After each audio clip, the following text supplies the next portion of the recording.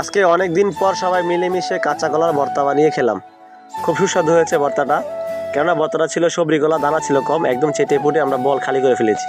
Hello guys, আসসালামু আলাইকুম। আজকে আমরা আবারও চলে আসলাম আপনাদের মাঝে আরেকটি ভিডিও নিয়ে। আর আজকে ভিডিও হচ্ছে আজকে আমরা কাঁচা কলার ভর্তা বানিয়ে খাবো, তাও আবার নিজ হাতে স্পেশালভাবে। আর কাঁচা কলাগুলো আমরা নিয়ে আসলাম জসিমের বাড়ি থেকে। কাঁচা কলার যে ছড়িটা অনেক লম্বা ছিল এবং দেখতে অনেক বেশ সুন্দর ছিল।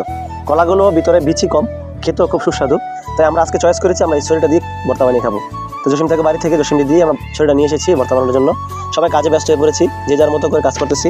আসলে ভর্তার নাম শুনলে জিভে জল চলে আসে, আর ভর্তা খেতে কার না ভালো লাগে।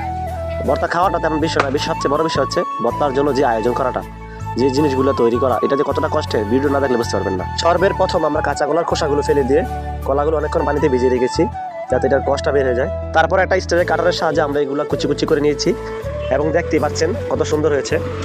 আসলে কাঁচা কলাগুলো যেহেতু আমরা ভালোভাবে পরিষ্কার করে দুই না কেন, কষ্টি তো একটু লাগবেই, তাই আমরা কাঁচামরিচ এবং শুকনো মরিচ, সাথে আছে তেঁতুল, তার পাশাপাশি আমরা কিছু চিনি নিয়েছি যাতে একটু মিষ্টি হয়, যাতে কষ্টিটা না লাগে। সবগুলো একসাথে মিক্স করা হচ্ছে। আজকের এই ভর্তা পার্টিতে আমরা মাত্র কয়েকজন লোক এখানে অংশগ্রহণ করেছি, বাকি সবাই যার যার কাজ নিয়ে ব্যস্ত, কেননা আজকে বাজারের দিন।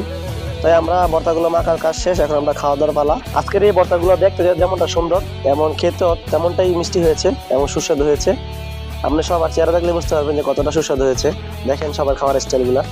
আর আমরা এরকম পার্টি কয়েকদিন পর পরে দিয়ে থাকি, আমাদের এই পার্টিগুলো দিতে ভালোই লাগে। ইনশাল্লাহ সামনে আরো বড় কিছু করবো। সবাই দোয়া রাখবেন। আল্লাহ হাফেজ।